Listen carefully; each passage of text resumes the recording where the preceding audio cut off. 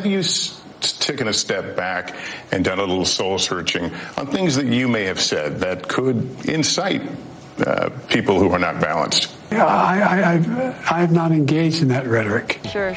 Donald Trump and the MAGA Republicans represent an extremism that threatens the very foundations of our republic. Trump and the extreme MAGA Republicans quote a clear and present danger to our democracy. He's always tough when someone else is feeling the pain, and he's not.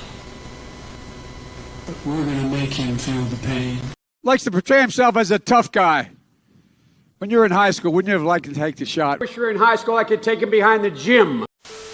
After his political opponent was shot, an opponent he is trying to put in prison before the election nonetheless, Joe Biden is now saying that the political rhetoric needs to cool down. There's no place in America for this kind of violence, or for any violence ever. Period. No exceptions. We can't allow this violence to be normalized. You know, the political record in this country has gotten very heated. It's time to cool it down. On face value, you could say that that's the right reaction politically if you were attempting to appear like the so-called unity candidate. However, not only has Biden engaged in the rhetoric he is denouncing, he is denying that he ever did it when asked a question by Lester Holt. Have you taken a step back and done a little soul searching on things that you may have said that could incite people who are not balanced? Well, I don't think, look, how do you talk about the threat to democracy, which is real, when a president says things like he says? Do you just not say anything because it may incite somebody? Look, I have not engaged in that rhetoric. Now, my opponent is engaged in that rhetoric. He talks about to be a bloodbath if he loses, talking about how he's going to forgive all the, actually, I guess, suspend the sentences of all those who were arrested and sentenced to go to jail because of what happened in the Capitol. You called your opponent an existential threat on a call a week ago. You said it's time to put Trump in the bullseye. There's some dispute about the context, but I think you appreciate that. I didn't say crosshairs. I was talking about focus on. Look, the truth of the matter was, what I guess I was talking about at the time was there was very little focus on Trump's agenda. Yeah, the term is bullseye. It was a mistake to use the word. I didn't say crosshairs. I meant bullseye. I meant focus on him. Focus on what he's doing. But as I stand here tonight, equality and democracy are under assault. Donald Trump and the MAGA Republicans represent an extremism that threatens the very foundations of our republic.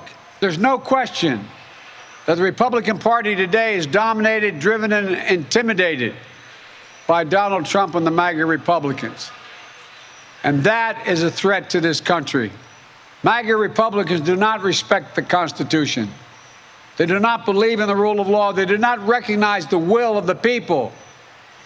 They refuse to accept the results of a free election. And they're working right now, as I speak, in state after state, to give power to decide elections in America to partisans and cronies. They promote authoritarian leaders, and they fan the flames of political violence that are a threat to our personal rights, to the pursuit of justice, to the rule of law, to the very soul of this country. Trump and the extreme MAGA Republicans quote a clear and present danger to our democracy. Extreme MAGA ideology. MAGA Republicans have made their choice. They embrace anger. They thrive on chaos. They live not in the light of truth, but in the shadow of lies. And MAGA Republicans are to destroying American democracy. One side believes there are only two outcomes to an election. Either they win or they were cheated. And that's where the MAGA Republicans are today. MAGA Republicans look at America and see carnage and darkness and despair. They spread fear and lies.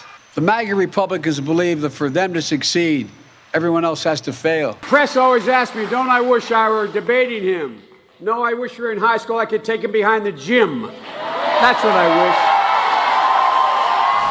wish. The president likes to portray himself, I love this, likes to portray himself as a tough guy.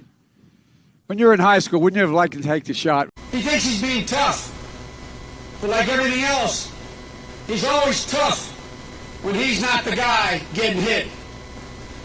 He's always tough when someone else is feeling the pain, and he's not. But we're going to make him feel the pain.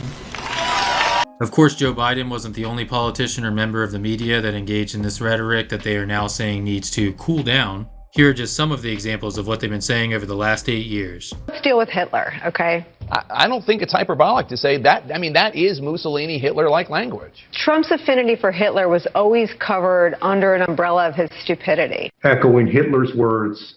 Listen to this. Well, Hitler was duly elected. That's right. Echoing the hateful rhetoric of Adolf Hitler. It echoes Hitler. That's the kind of language Hitler used in Mein Kampf. About vermin and Hitler and Mussolini. That's a horrifying clip. That's a fascist clip. Just going full on Hitler. From Hitler's Germany.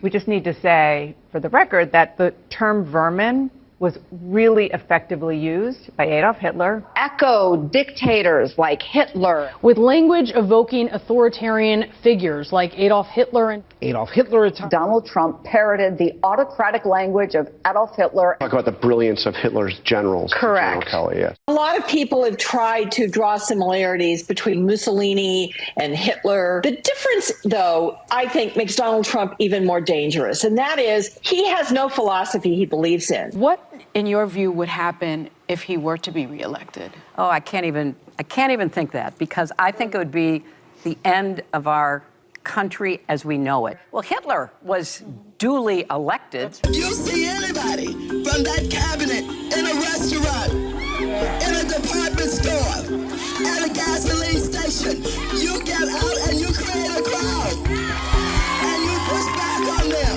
and you tell them they're not welcome. I'm gonna absolutely harass them. I will go and take Trump out tonight.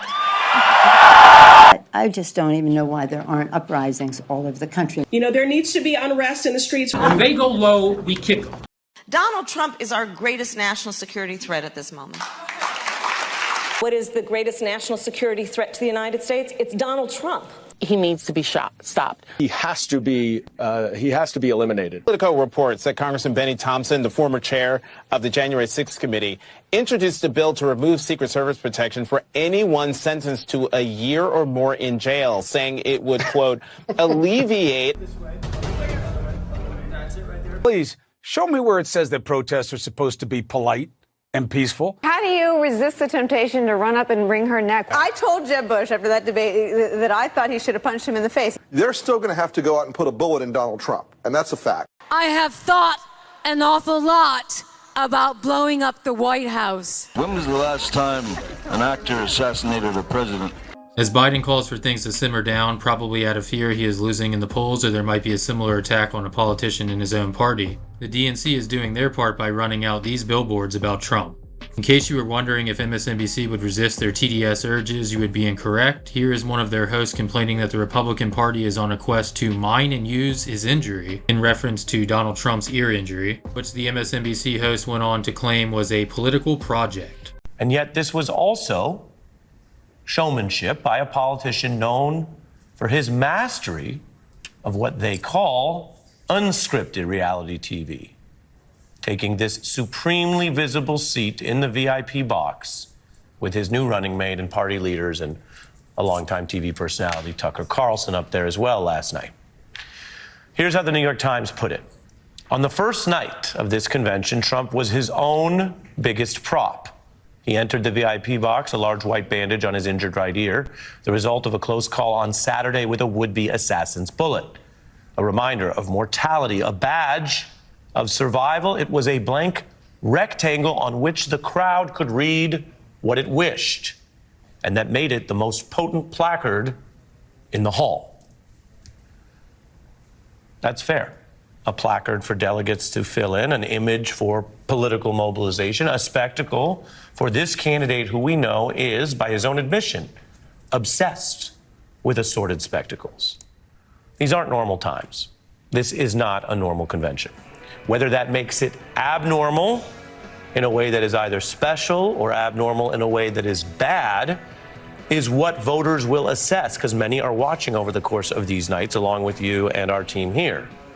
There is a political quest here to mine and use Donald Trump's injury, and whether his allies and Republicans or the candidate himself do that in a way that overextends their credibility will be decided by the voters. That is one good thing we hope we can still agree on in this country, because this is both, as I said, a scary reality we all lived through this weekend and a political project. I'm going, oh God.